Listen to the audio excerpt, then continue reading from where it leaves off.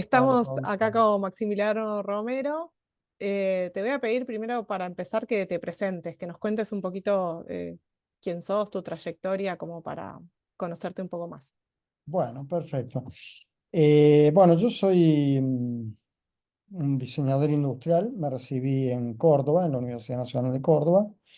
Y cuando estaba recibiéndome, empecé a pensar que se me podía especializar en algo en particular. Y bueno, decidí que lo que me interesaba era en el ambiente del diseño la flexibilidad de poder hacer varias cosas y la única variable que permanecía era la del usuario. Entonces me especialicé en el usuario para poder aplicar ese conocimiento en varios ambientes. Y empecé a estudiar ergonomía. Apenas me recibí, me vine a Italia porque gané una beca para estudiar un máster, para seguir los estudios de ergonomía en el Politécnico de Milán. Y bueno, así fue como empecé a estudiar, a hacer un máster de ergonomía en el Politécnico de Milán. Y haciendo ese máster conocí y empecé a trabajar con ellos un grupo de investigación que era, digamos, coordinado por un ingeniero biomédico. Entonces así fui pasando, digamos, de la parte de ergonomía más eh, básica, digamos, relacionada con la antropometría, con el trabajo físico. Fui pasando a la biomecánica, a la fisiología, y ahí descubrí que una sección, digamos, de la bioingeniería en Italia es el análisis de señal, o sea, de señales biométricos, digamos, medir las condiciones del cuerpo según un análisis de señales biométricos. Me fui interesando en ese tema y me acerqué mucho más al tema de la ingeniería electrónica y de la informática. Yo tenía una base de tecnicatura electrónica, entonces, bueno, obviamente la electrónica había cambiado mucho, pero bueno, no me fue tan difícil meterme en ese tema y apasionarme del tema del interaction design, digamos, y empecé a hacer más partes de prototipación interactiva, a estudiar la interactividad y a estudiar lo que son, digamos, los datos de la relación con el usuario en la interacción con los productos. O sea, digamos, en la capacidad que tiene el usuario de comprender cuando un producto interactúa, cuando un producto responde. En ese caso me fui acercando más al tema de la psicología, de la percepción, de la usabilidad. Y bueno, en este momento estoy trabajando más relacionado con el tema de la usabilidad, de la aceptabilidad y demás. Digamos que tengo una formación de base de diseñador industrial y después tengo muchas curiosidades que voy profundizando, digamos. Y bueno, el tema de la ergonomía me fue llevando a trabajar mucho con el tema de la discapacidad y con el tema de los productos biomédicos, digamos, ¿no? Gracias a las colaboraciones que he tenido en ámbito académico e industrial.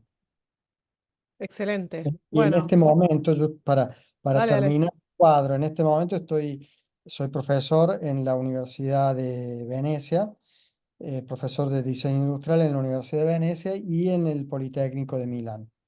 Eh, entonces enseño diseño de productos fundamentalmente a estudiantes de diseño y hago también un curso de robótica para ingeniería, para las ingenierías, digamos.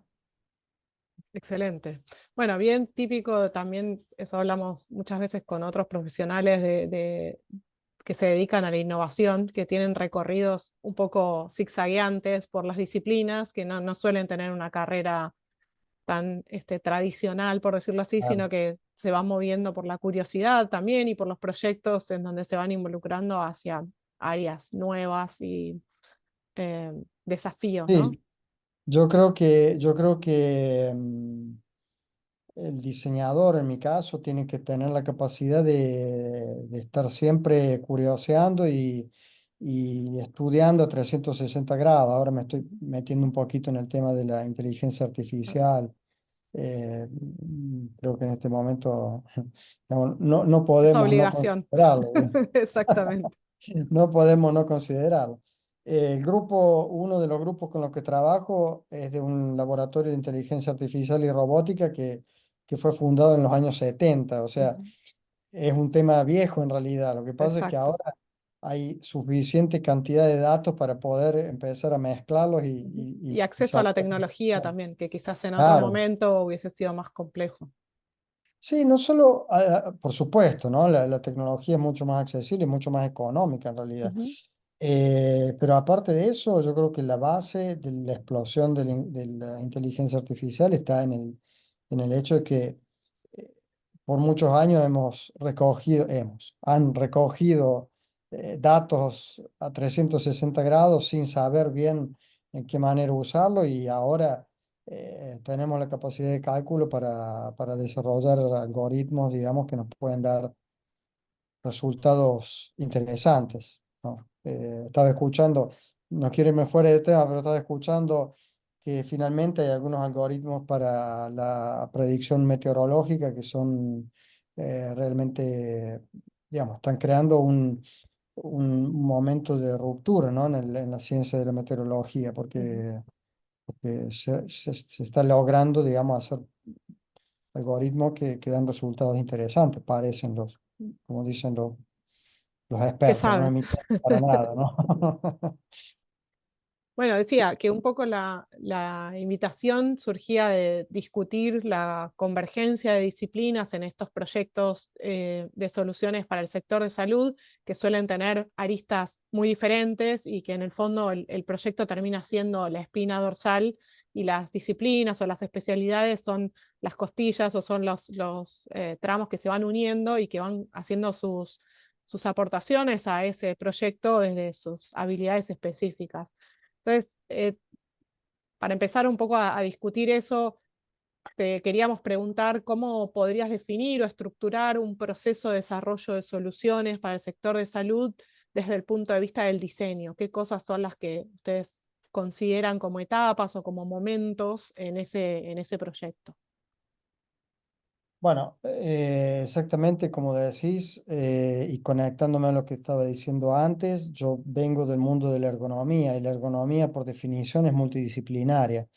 Y el diseñador por definición, a mí me gusta decir que es un ignorante por definición.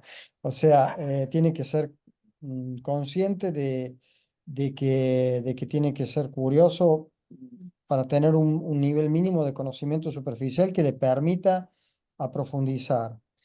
Pero tiene que ser también muy consciente de que en el ámbito médico hay disciplinas extremadamente verticales y extremadamente especializadas que conocen, digamos, a un nivel que a un diseñador no puede llegar y también no tiene sentido que llegue. O sea, es otro trabajo, digamos, ¿no? Como decía Tim Brown, digamos, uno de los fundadores de IDEO, el diseñador, uno de los roles que tiene es el de polinizador transversal, o sea, tomar un poco de información de acá y llevarla para allá y mezclarla con la de allá y poner preguntas y poner formas de ver las cosas de manera distinta, tal vez, ¿no?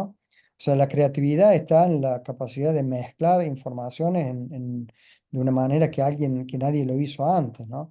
Y eso frecuentemente es un límite para quien trabaja en un nivel de conocimiento extremadamente vertical, como es el tema médico, ¿no? O sea, un traumatólogo no se va a soñar de hacer el ginecólogo o el neumólogo, o sea, son cosas distintas. Uno puede saber un poco, por supuesto, porque tienen base de fisiología que son, digamos, a 360 grados, pero cada uno tiene una especialidad y es experto en una materia. Entonces, yo creo que el diseñador tiene que ser consciente de que él trabaja a un nivel superficial, que no puede ser extremadamente superficial, obviamente, tiene que saber de lo que está hablando, pero que es transversal. Y como metodología, bueno, sabemos bien que hay muchas metodologías. Yo por comodidad trabajo con la metodología del Double Diamond, del Design Council, porque es una de las más conocidas y a mí me parece que es, digamos, bastante clara, porque representa gráficamente un sistema que se puede representar en mil maneras, pero es, bueno, trabajando también en el ámbito académico y teniendo que enseñar estos procesos, yo creo que desde el punto de vista didáctico es extremadamente simple, ¿no? O sea, hay una fase de investigación y una fase de desarrollo, una fase de problem setting y una fase de problem solving, digamos, como dos grandes áreas. Y el Double Diamond lo que hace es dividir cada una de estas áreas en dos partes a su vez, o sea, una parte de descubrimiento y una parte de definición, porque eso yo creo que es extremadamente importante y se ve muy, quien trabaja con los ingenieros lo ve muy frecuentemente. Un ingeniero sabe resolver muy bien, pero tiene que entender cuál es el problema a resolver. Y entender cuál es el problema a resolver es la mitad del problema.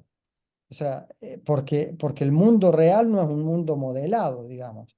Y cuando tenés que ver con usuarios, cuando tenés que, con pacientes, con personas, con el humano, digamos, es de una complejidad enorme. Y hay que considerar una gran cantidad de variables, digamos, que son difícilmente considerables con métodos cuantitativos, digamos, y extremadamente objetivos, ¿no? Entonces hay que mezclar un poco la subjetividad y el cualitativo con la objetividad y el cuantitativo. Entonces es un tema difícil este. Llegar a definir exactamente el problema a resolver es una gran parte, ¿no? Entonces nosotros usamos generalmente este método que es fácilmente comunicable, ¿no? Hay una parte de descubrimiento que yo creo que la ventaja, digamos, el rol de diseñador en esa parte es, digamos, sacar a flote una serie de variables que generalmente son no consideradas o consideradas secundarias, digamos, ¿no? Bueno, De digamos, alguna en forma es ese... como un catalizador también, ¿no? Que ayuda a tratar de ordenar, priorizar, Claro, transparentar todas las variables que se tienen que poner en juego en ese problema y ayudar. Yo muchas veces digo que el diseño, más allá de diseñar la solución, lo que tiene que hacer es diseñar el problema, es definir hasta dónde vamos a resolver el eso. problema y Ujú. entendiendo qué cosas pueden resolverse y qué cosas no, porque a veces dentro de esa caracterización del problema encontrás un montón de cosas que están fuera del alcance del equipo Absolutamente. de desarrollo.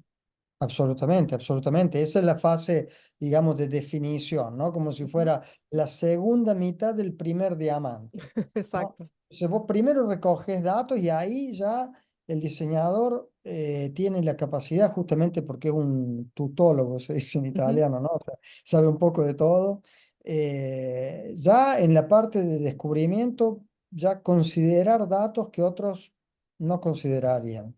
Y después, como decías vos, organizar, dar un valor, dar una importancia a las variables es fundamental. O sea, tenemos el mundo lleno de productos o soluciones que funcionan perfectamente, pero que nadie usa, ¿no? Ujú. Simplemente porque han ignorado variables, partes de la variable que a veces son la aceptabilidad, la usabilidad, ¿no? Y tenés sistemas que funcionan técnicamente perfectamente, pero nadie los quiere. No, o sea, Claro. uno prefiere estar incómodo antes que usar una cosa que es difícil de usar, que molesta, que, no, bueno, estoy hablando en términos muy generales, ¿no? Pero justamente lo que decías vos, definir el problema, diseñar el problema es una parte fundamental. Y después está la otra parte, que es la de resolver el problema, considerando que hay gente, tendencialmente en el mundo ingenierístico, bioingenierístico, que saben mucho mejor que nosotros cómo resolver el problema desde el punto de vista técnico. Ujú. Ahí también hay muchísimas variables que muchas veces son consideradas secundarias y no lo son.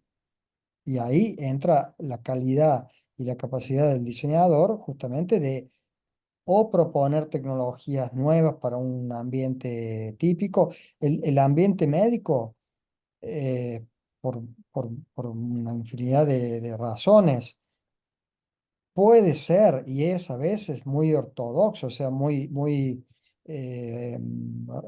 reaccionario, me viene a decir, en el sentido que las cosas que funcionan son usadas y repetidas porque se sabe que funcionan, porque estás de frente a, digamos, puede generar muchos daños, ¿no? Ujú.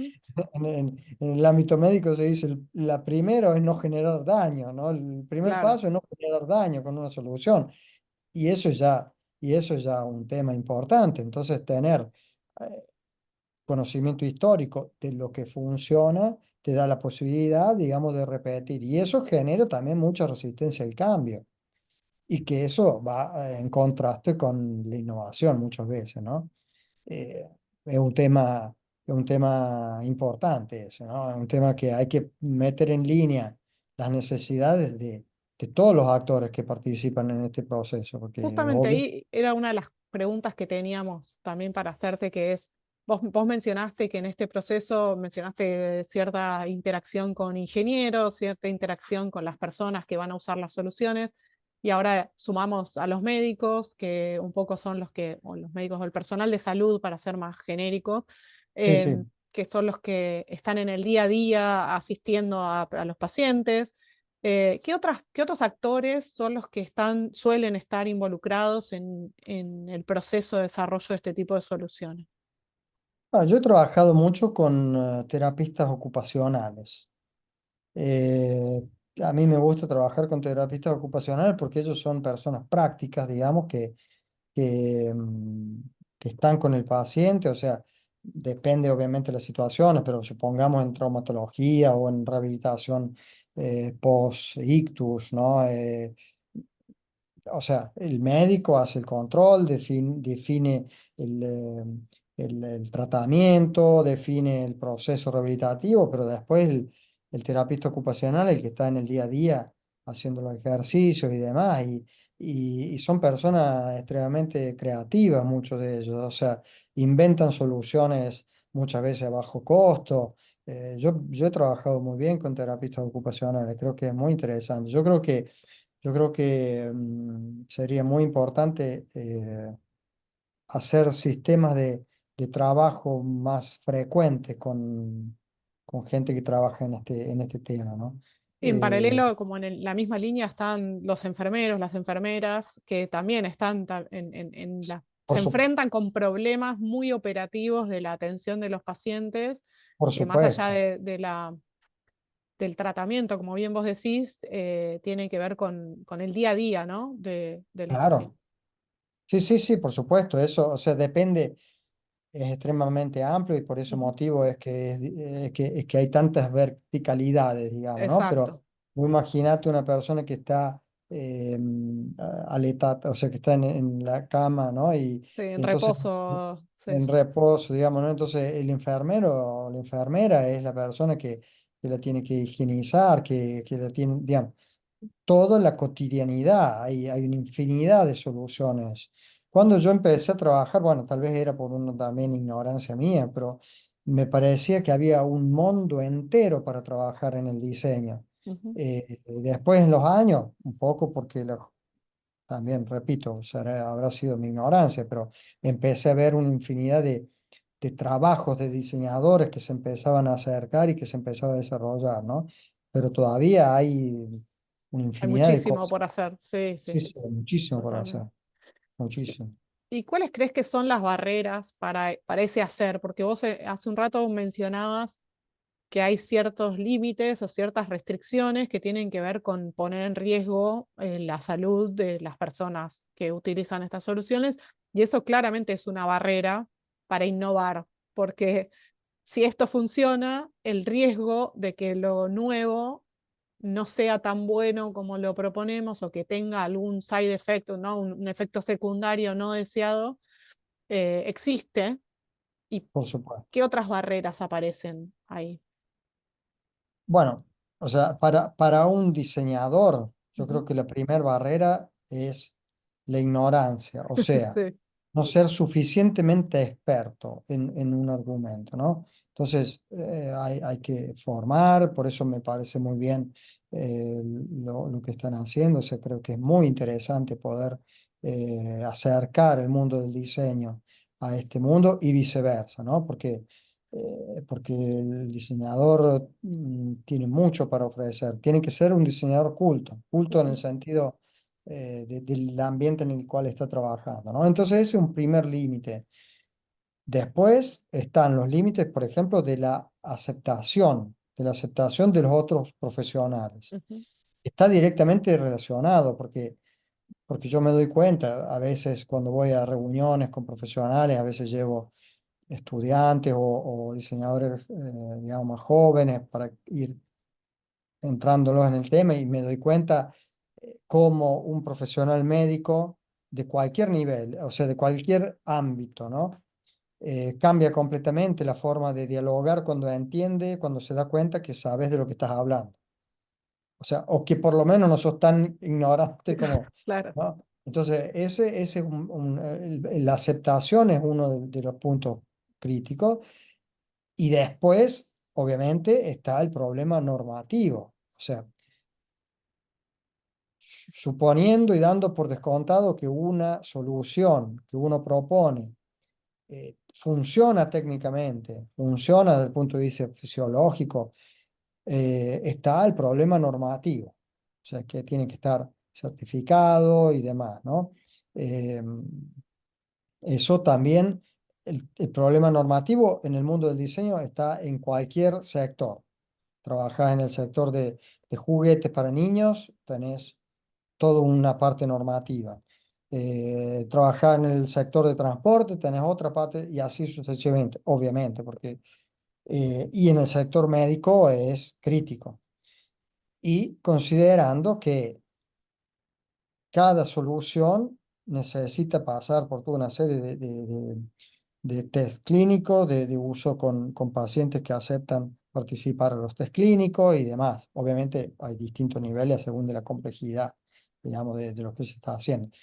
Por ejemplo, un caso típico, digamos así, es hacer sistemas de evaluación de de datos biométricos que empiezan a ser vendidos como dispositivos para el deporte, suponete, ¿no? Exacto. Entonces ya ahí es una forma, digamos, de, de bypassar, digamos, el tema medical, pero obviamente no son dispositivos médicos, Ujú. hasta que no son eh, Aprobados, validados por aprobados y los demás, autoridades. Ujú, hasta que no se puede aprobar la correlación, digamos, de los datos, la certificación de que los datos recogidos son análogos a ujú, los de un producto biomedical, por ejemplo, ¿no? ujú, Bueno, así por ejemplo, en el tema de las tecnologías asistivas, ¿no? Que tecnologías asistivas, hay todo un mercado de productos certificados y hay todo un mercado, que en realidad no es un mercado, de los productos autoconstruidos, digamos, ujú. ¿no? O sea, de las cosas que la gente hace por sí misma y que se pueden, digamos, Que usa sin ningún permiso de sí, nadie. claro, que Un usa poco ahí porque el riesgo lo soluciona un asume el problema, usuario. Exacto. porque Ujú. soluciona un problema y bueno, entonces la usan, ¿no? Correcto.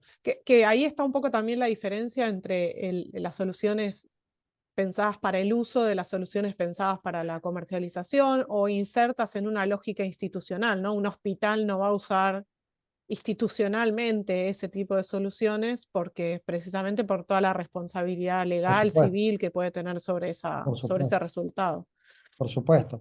Hace unos años, doy un dato que puede ser muy interesante. Hace unos años estaba presentando una cosa sobre la autoproducción de tecnología asistiva y se me acercó un señor que yo en realidad conocía porque es un señor bastante famoso acá en Italia, que me invitó a dar esa charla en una reunión europea, porque él estaba trabajando en un sistema que ya está activo, que se llama EASTIN, y que es un proyecto europeo para centralizar bases de datos de los sistemas sanitarios nacionales de toda Europa para la suministración de tecnologías asistivas.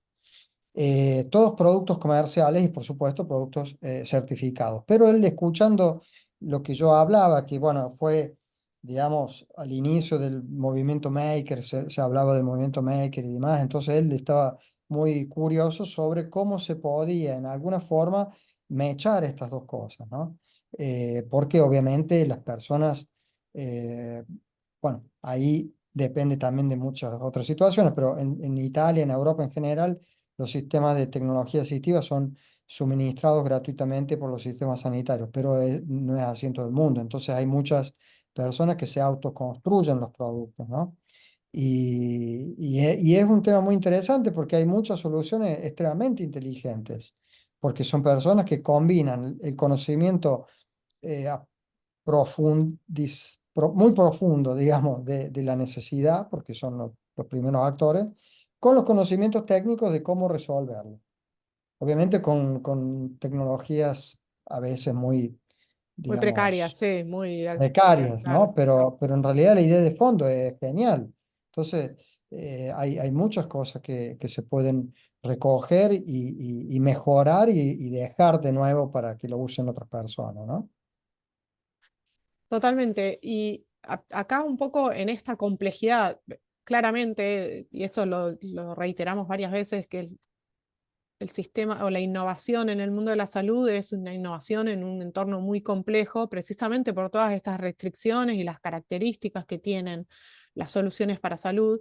Y una de las claves es esto que mencionabas antes de cómo conectar los conocimientos expertos de cada uno de los actores que participan del proceso y traducirlos en una única solución. Única no me refiero a única como perfecta, sino en una solución posible que pueda ser eh, utilizada por las personas, por la gente, para resolver estos problemas.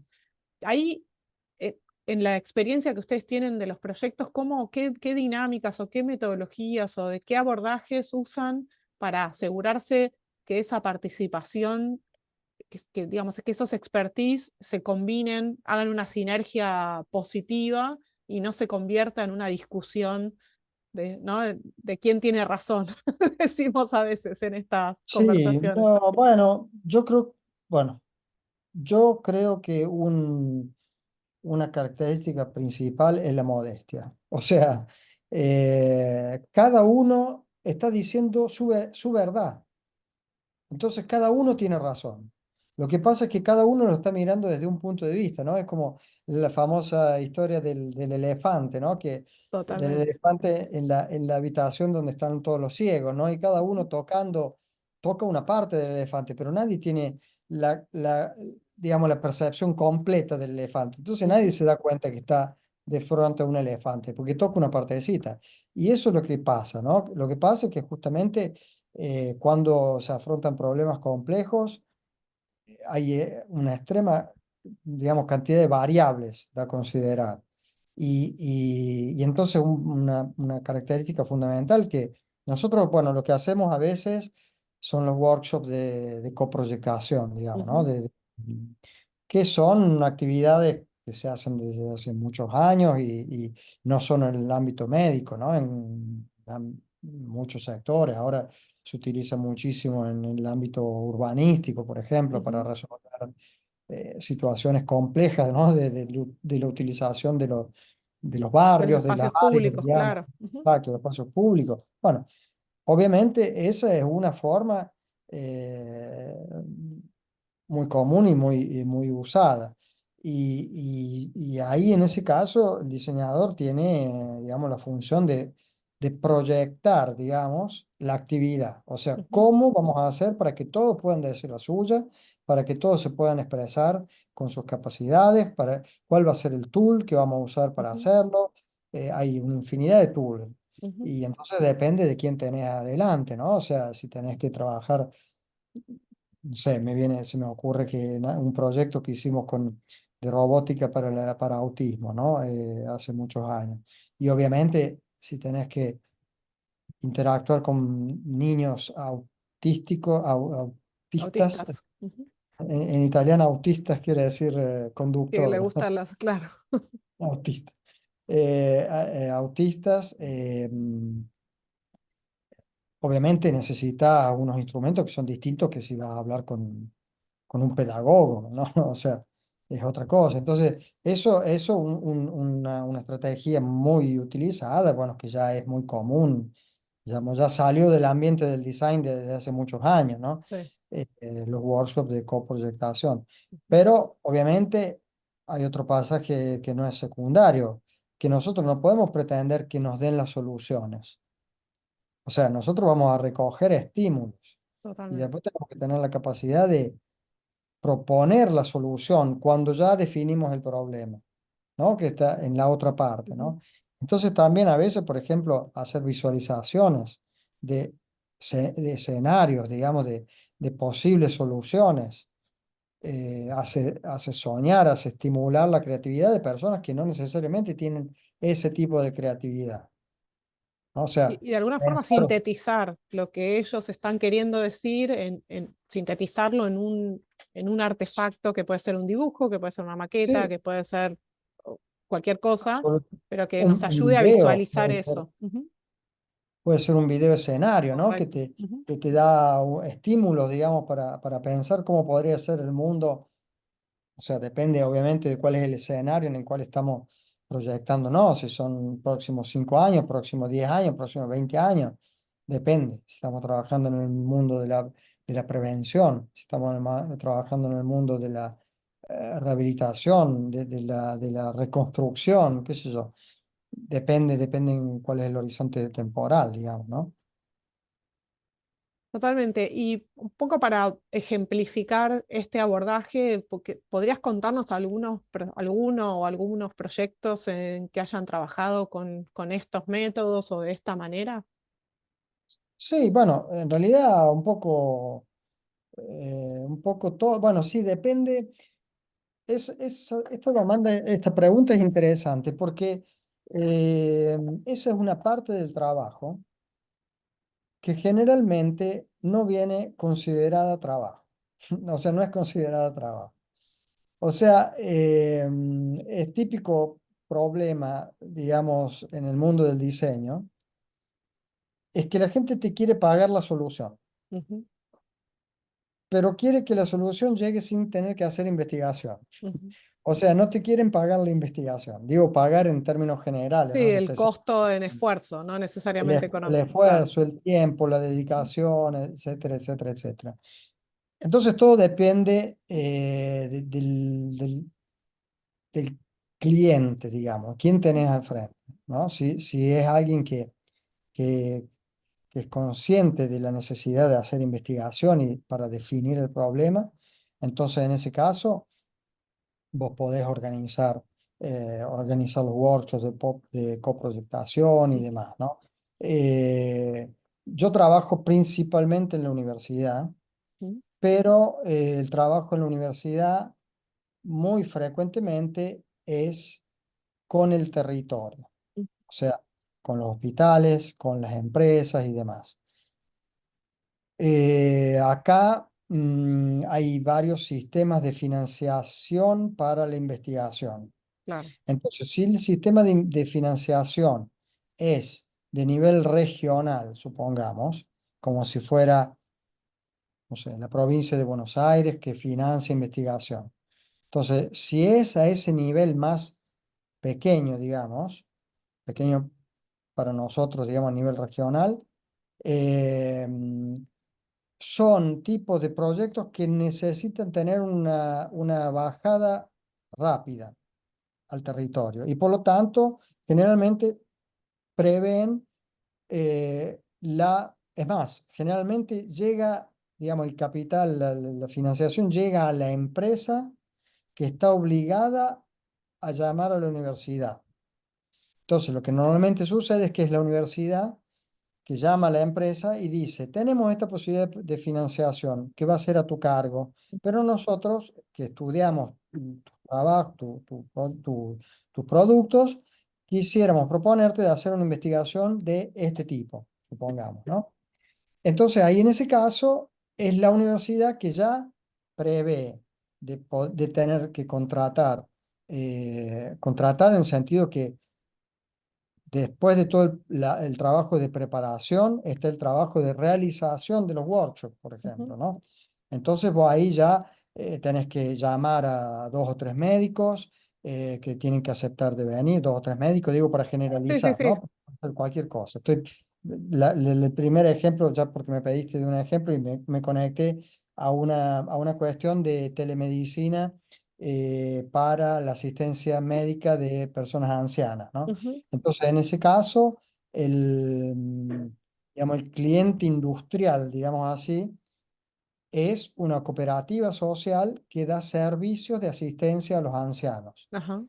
Y ellos son los que son la empresa, porque es una empresa a todos los efectos, es una empresa que vende servicios de asistencia. Estamos hablando de una empresa que, no sé, para darte una idea, en la región de Lombardía, donde está Milán, tendrá, no sé, 10 residencias por una cantidad de, no sé, 3.000, estoy tirando números a ojo, Ujú. pero estamos hablando de 3.000 camas, o sea, estamos hablando de mucha gente. Entonces Ujú. ellos obviamente tienen intención de pagar investigación para poder mejorar sus servicios y para poder dar mejores servicios a menor costo. Claro. Entonces, nosotros organizamos un workshop donde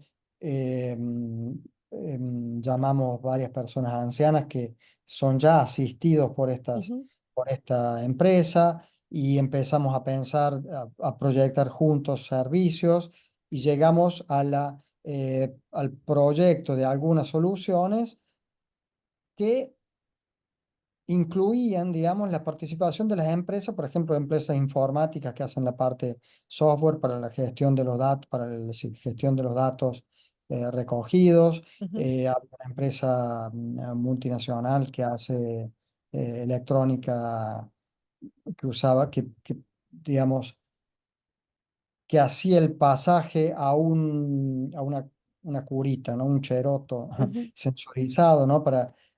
Sí, un O sensor autoadhesivo para Exacto, poder un levantar sensor información adhesivo, biomédica. Claro. exacto, para levantar la información y demás, ¿no? O Ujú. sea, esa es toda una parte, digamos que si la financiación llega desde un lugar, de un organismo regional, se busca de caer, digamos, a breve En una término solución implementada. una solución implementable. Si ya es, no sé, la Europa, digamos, ¿no? A través de proyectos europeos que ponen juntos varios países europeos, ya se pasa a un nivel un poco más allá, digamos, un poco más allá y más A a largo plazo. Ujú. largo plazo, gracias. Ujú.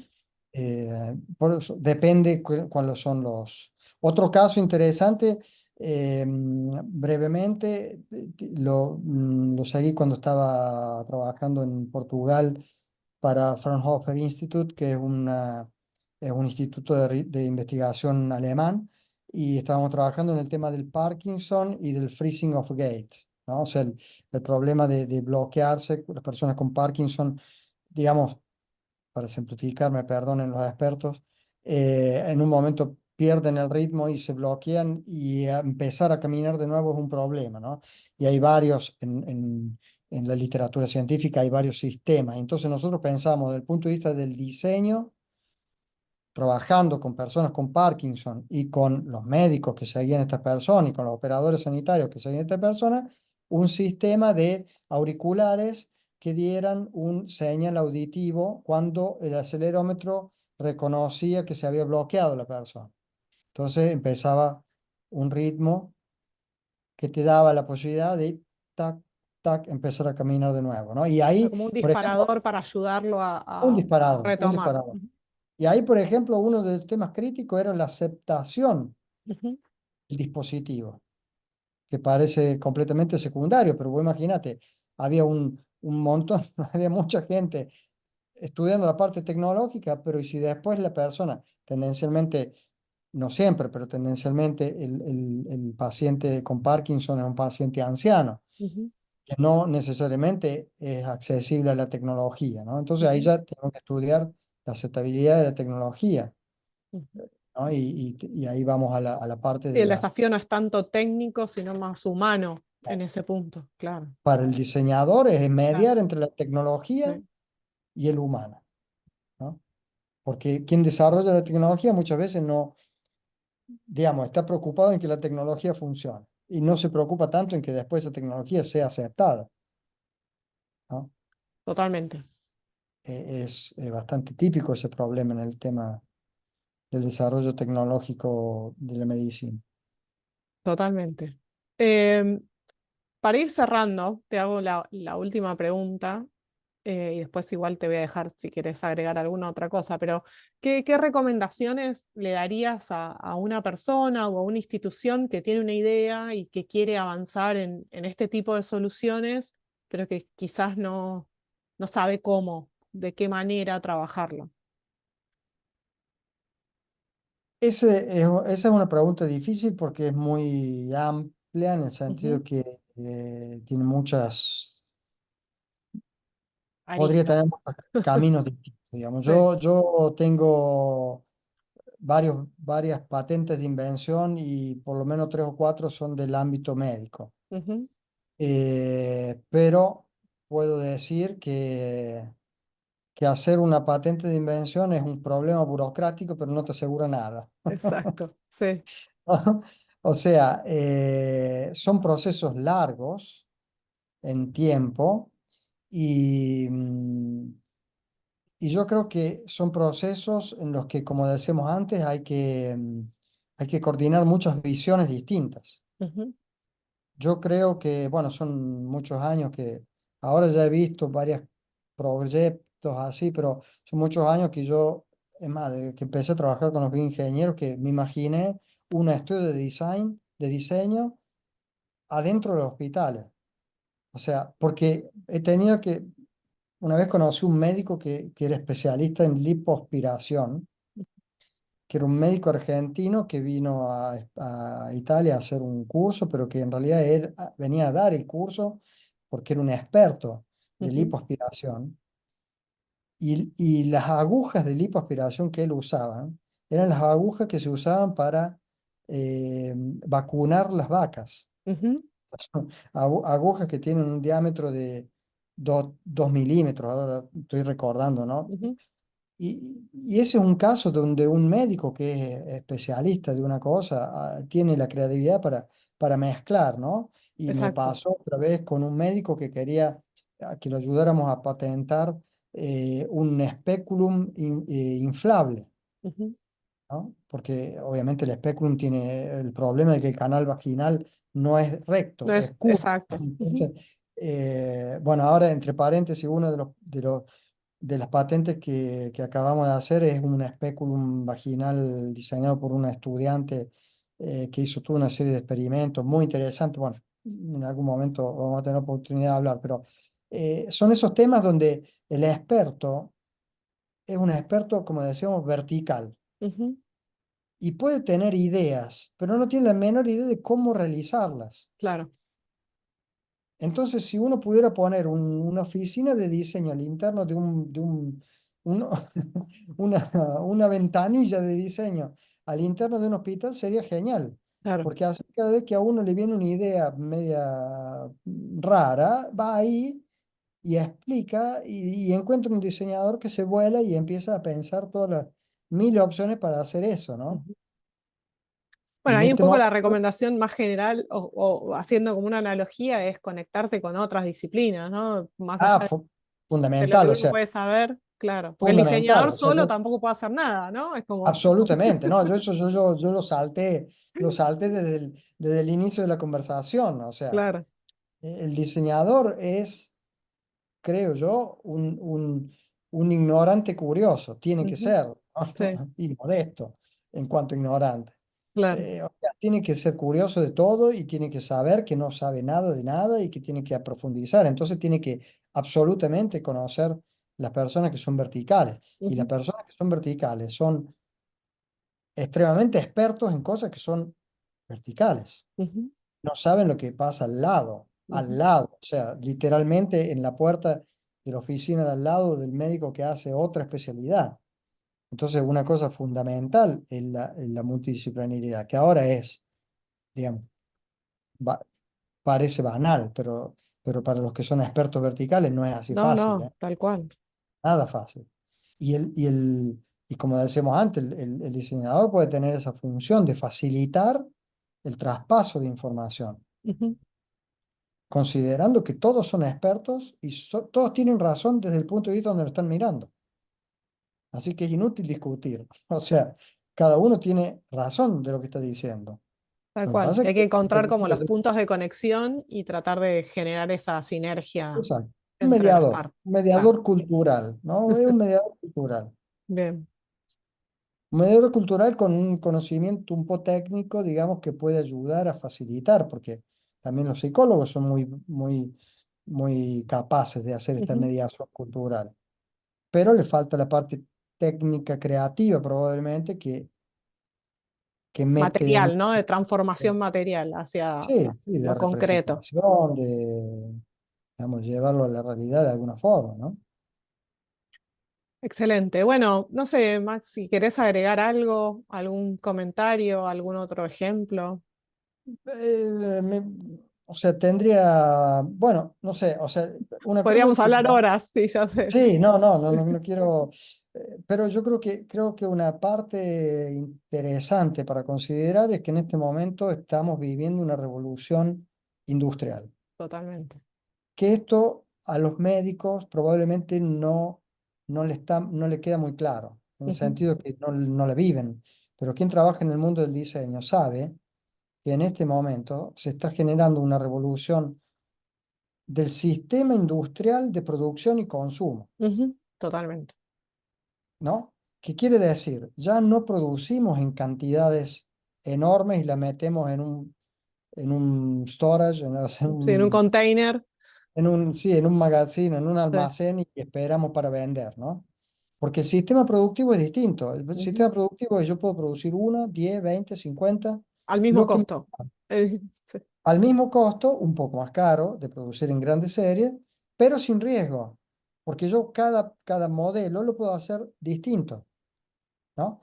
Esta revolución industrial, yo creo que tengo un caso interesante para contar de un trabajo que hizo un estudiante que yo seguí para una tesis que ganó varios premios, uno el James Dyson Award internacional y otro es el del LADI, compás de oro, digamos que no es el compás de oro porque es estudiante, eh,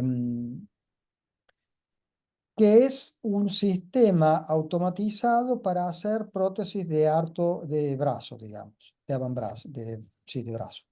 Él empezó a trabajar dentro al INAIL, que es el Instituto de Accidentes del Trabajo, digamos, en Italia. Es un instituto que hace mucha investigación y financió una investigación para ver cómo se podía parametrizar con un algoritmo la realización de una prótesis de brazo muy compleja, adaptable a cada uno de los pacientes. O sea, él estudió el proceso típico que se hace desde hace, no sé, 50 años, obviamente con pequeñas modernizaciones, y lo digitalizó completamente,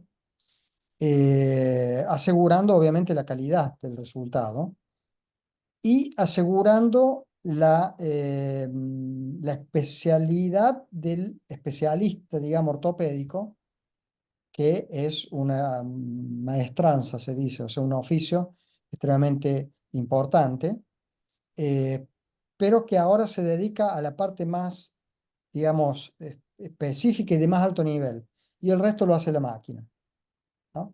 Reduciendo enormemente los costos, reduciendo el tiempo de producción y ampliando al infinito la capacidad de variabilidad del resultado estético, digamos.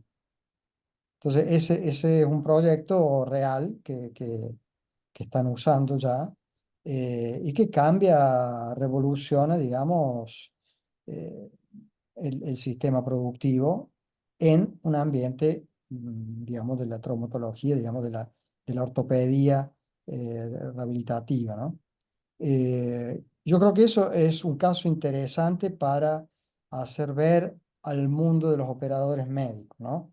De cómo la tecnología que pasa al lado cambia completamente, para no abrir el tema de la telemedicina, que es un tema enorme en el cual los diseñadores industriales tienen mucho para decir, digamos, porque del otro lado, en casa, está el viejito que tiene que usar las máquinas y para medirse algo, ¿no?